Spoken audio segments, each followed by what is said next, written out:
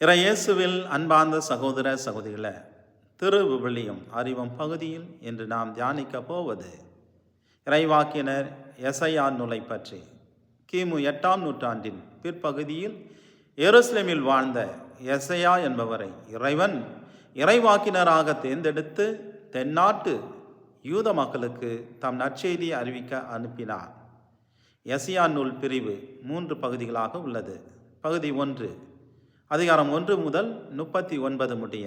இந்த பகுதியில் யூத நாடு வலிமை மிக்க அசிரியாவின் அச்சுறுத்தலுக்கு உள்ளாகி இருந்தது.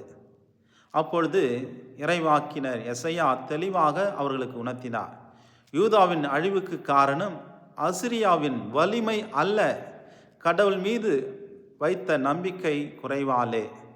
அதனால் அவர் மக்களையும் தலைவர்களையும் நேர்மையோடும் நீதியோடும் வாழுமாறு உரத்த குரலில் அவர்களுக்கு அழைப்பு விடுத்தார். கடவுளுக்கு செவி கொடுக்காவிட்டால் இருளும் அழிவுமே வரும் என அவர்களை எச்சரித்தார். அதே நேரத்தில் தாவீதின் வழிமரபில் தோன்றவிருக்கும் ஒரு சிறந்த அரசர் மூலம் அமைதியின் பொற்காலம் வரும் என்றும் முன்னறிவித்தார். பகுதி 2 அதிகாரங்கள் 40 முதல் 55 வரை. இந்த பகுதியில் நம்பிக்கை இழந்த மக்களை நோக்கி, பயப்படாதீர்கள், கடவுள் தம் மக்களை விடுவித்து மீண்டும் எருசலேமுக்கு அழைத்து செல்வார் என்று எசையா முழக்கமாக அறிவித்தார். வரலாற்றின் ஆண்டவர் தாம் கடவுள் என்பதை இந்த பகுதி வலியுறுத்தி கூறுகின்றது. மற்றும் ஆண்டவரின் ஊழியன் பற்றிய பாடல்கள் பழைய ஏற்பாட்டிலேயே மிக சிறந்த பகுதிகளாக கருதப்படுகின்றது. பகுதி 3 அதிகாரங்கள் 56 முதல் 66 முடிய. கடவுள் அளித்த தம் வாக்குறுதிகளை நிச்சயமாக நிறைவேற்றுவார் என்று எருசலேமுக்கு திரும்பி வந்த மக்களை இப்பகுதி உறுதிப்படுத்துகின்றது. நேர்மை, நீதி, ஓய்வு நாள், பலி, மன்றாட்டு ஆகியவற்றின் முக்கியத்துவம் இங்கு எடுத்துரைக்கப்படுகின்றது. குறிப்பாக நமது ஆண்டவர் இயேசு கிறிஸ்து தம் பணி வாழ்வில் தொடக்கத்தில் எசையா 61 இறைவார்த்தை 1-2 அவர் மேற்கோள் காட்டி போதிக்கின்றார்.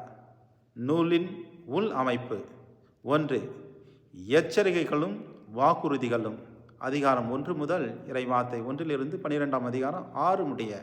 2 வேற்றினத்தவர்க்கான தண்டனைகள் அதிகாரம் 13 முதல் 23-18 வரை. 3 உலகின் மீது ஆண்டவரின் தீர்ப்பு அதிகாரங்கள் 24 முதல் 27 முடிய. 4 மீண்டும் எச்சரிக்கைகளும் வாக்குறுதிகளும் அதிகாரங்கள் 28 முதல் 35-10 வரை.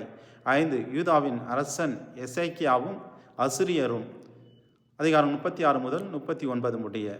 6 வாக்குறுதியும் நம்பிக்கையும் அதிகாரம் 40 முதல் 55-13 வரை.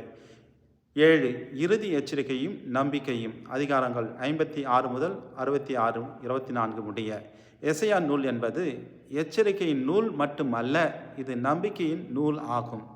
அழிவின் நடுவிலும் இறைவன் தரும் மீட்பின் ஒளி நமக்கு நினைவூட்டும் ஒரு உயிருள்ள இறைவாக்காகும் என்பதை நாம் உணர வேண்டும். ஆண்டவர் நாம் தவறும் போது இறைவாக்கினர் வழியாக நமக்கு எச்சரிக்கை விடுகின்றார். அவரது குரலை கேட்டு மீண்டும் மனமாறி ஆண்டவரிடம் வரும்போது நமக்கு வாழ்வுண்டு, நிறை ஆசீர்வாதம் உண்டு என்பதை உணர்ந்து இறைவாக்கினர் எசையா வழியாக இறைவன் நமக்கு தரும் பாடத்தை உள்ளத்தில் இருத்தி அதன்படி வாழ்வோம். மீண்டும் திருவிவிலியம் அறிவும் பகுதியில் சந்திப்போம். அதுவரை இறை ஆசீர்வாதத்தோடு இருப்போம். எல்லாவல்ல அன்பு இறைவன், தந்தை, மகன், தூய ஆவியார் உங்களை ஆசீர்வதிப்பாராக.